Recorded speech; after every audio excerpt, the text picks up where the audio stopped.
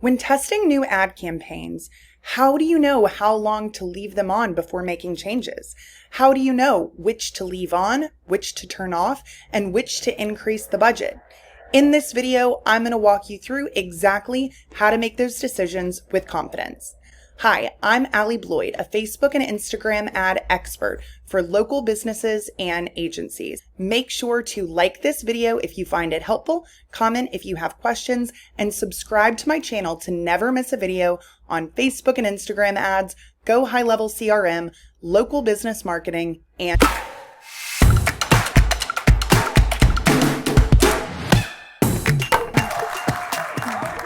let's dive in. What I'm going to do right now is evaluate the first few days of an initial testing campaign. So all of these ad sets are in our level 2 ad campaign. We have 3 different audiences.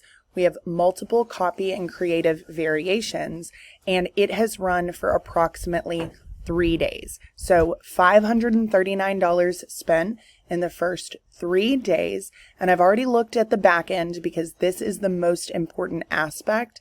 I wanted to make sure I knew which ad sets had produced those that had started to schedule their consultation or those that had scheduled their consultation, as well as completed the quiz. So this strategy is focused on a free quiz to design your dream engagement ring. And then that is going to lead to a free design session where they will do a free 3D rendering for your ring design if you meet the qualifications. So I've already gone through that. I know which ad sets have produced the most submitted quizzes because that's getting them one step closer. It shows their level of interest, and also those that had gone through the pre-qualification survey and had scheduled their appointments. So in the first several days, we've only had 3 people that have scheduled their appointments, but that is just fine, especially considering that this is a high-ticket custom ring design. We have had about 15 people complete the quizzes out of these first 35 leads, but many of them have just gone into the system and they're going to be getting reminders over the next couple of days, so that can change. So that's not my primary focus, but what I want to do is turn off the variations that are clearly doing worse than the other variations in the same ad set. So I'm really comparing each audience with itself, not necessarily against all of the other ad sets. So the first one we'll look at is the collective warm. This is going to be the smallest audience of all of them. Sometimes we'll do initial testing to the collective warm right out of the gate. For some people, we won't if their audience is too small while we work to build that warm audience. This collective warm audience had a decent amount of people in it, so we are going to go ahead and continue to run this. But I can see pretty quickly that between these 4 ad sets, these 2 have a cost per lead of $32 and $33. They have only had 1 lead each. These have had 3 and 4. So I do look at things such as the click-through rate. Even though this click-through rate is pretty low overall, it still has probably one of the lowest cost per leads in here.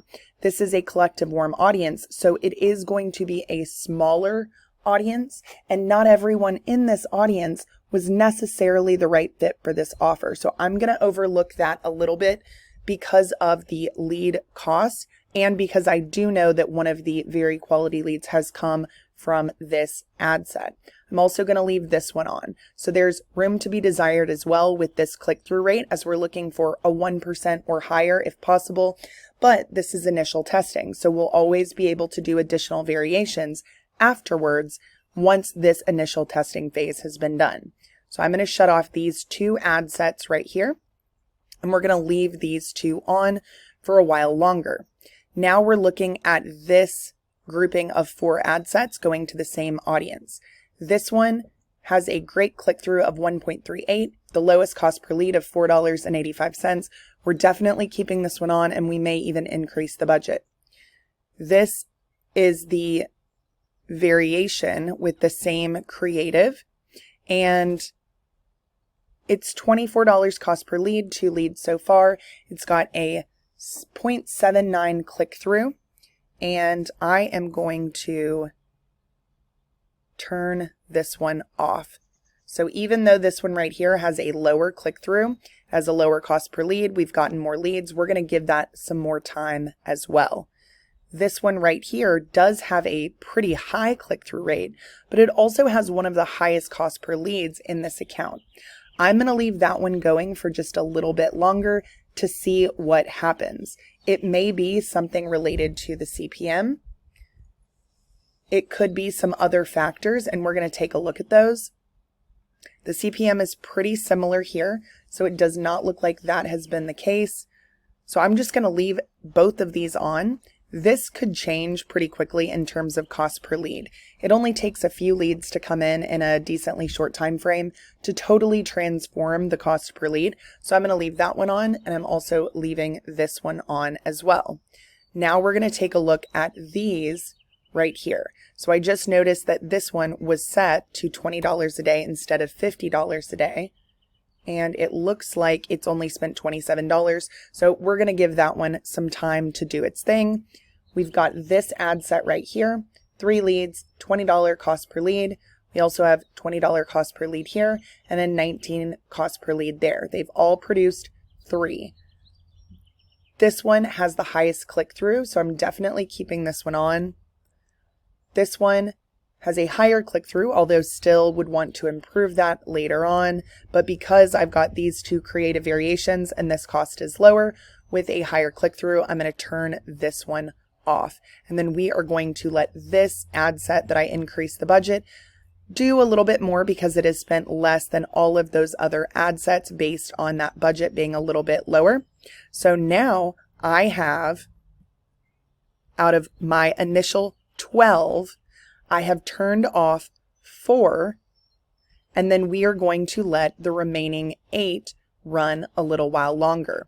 If you were doing an initial testing campaign with a conversions campaign, you're not going to be able to do this as quickly as I have. You really want to make sure that you're not making any rush to judgment because there is a delay in reporting, and you need to be very, very adamant about checking in the back end to know where your best leads or scheduled appointments or sales have come from, checking those daily. And if that's the data that you're using to turn off some of these, that's fine, but you still need a bit more time to optimize with a conversions campaign. So until about day 7, you really don't want to make too many changes. If you see that a good number of them are getting sales or leads or bookings, and some have received none, and they've spent about the same budget, you can go ahead and shut those off. But it makes it easier to do initial testing with a lead generation campaign for this reason, but also several other reasons, which I cover in other videos. So after the first 3 days, we've already turned off 4 of the ad sets, and we may want to increase the budget of this one specifically because it's producing the most leads at the lowest cost per lead with one of the higher click-through rates. So in the next few days, I'll continue to monitor this, and I'm going to probably shut off 3 or 4 more over the next week, depending on what we see in the back end with our leads and with our quiz completions, with our survey completions, and with our bookings. At the end of the day, the most important thing is the quality of the lead and if they convert into a customer. That's something that you really can't see until your leads have had enough time to go through the buying process. And that's something that you would really want to decide based on the length of your average customer buying cycle. But it is something that you will continue to track when leads close, and you want to attribute them back to the appropriate ad set so that you do know which is producing the highest number of paying customers. That is a pretty simple tutorial on how to analyze the initial results, again, in the first 72 hours of a brand new testing campaign. Hopefully that will help you in understanding what you should be looking for or how to make those judgments moving forward. So again, one of the things that you are going to be looking at is definitely the cost per result, whatever that result is, your click-through rate, and we are aiming for a 1% or higher. However, there are times, as you can see, when some of them with a less than 1% are still getting good results. That doesn't mean we have to turn them off. It means that after the initial testing phase, we are going to try and continue to optimize those and bring the numbers up. We also want to be looking at the CPM. The lower the CPM is, the better results you can get with a lower click-through. So this has a $15 CPM. It's half of some of these others. That is one of the reasons why our cost per lead is still low with a lower click-through. Same thing with this one. It's got a pretty low CPM. We ended up turning that one off, but that is something that you just want to be on the lookout for. You can still sustain CPMs of, $40 and upwards depending on the size of the audience, because sometimes the collective worm will have a higher CPM because there are simply not as many people in those audiences. If you're running a video that's actually educational or content-based, you'd want to look at the average video playtime and how many people are completing those. These are very short videos that I do not necessarily believe the length of time watched has anything to do with what I'm analyzing, but that's what you're really looking for in Ads Manager.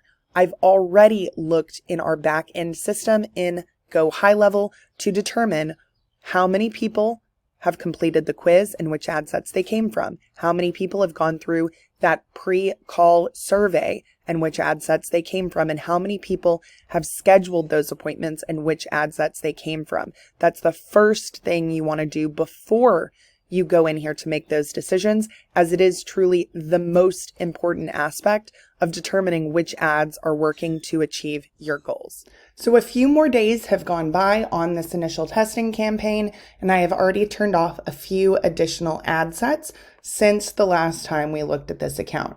Right now, we have several ad sets that have generated a significant number of leads at a low cost, which is great because that means that the cost should stay pretty consistent. When you have 10 leads or really less than 10 leads produced, it can be hard to know if those costs will remain as the campaign or the ad set runs. So looking at this 63 leads for $3.56 with a click-through rate of 1.34, we can be pretty confident that this specific ad set is going to produce consistent results under $5 cost per lead. Same thing with this one right here, under $10. We're at $8 cost per lead, 26 leads produced, click-through over 1%. And then we've got a $10 with 21 leads. And then we also have 10 leads at $8.91. So right now, this is at a 0.6.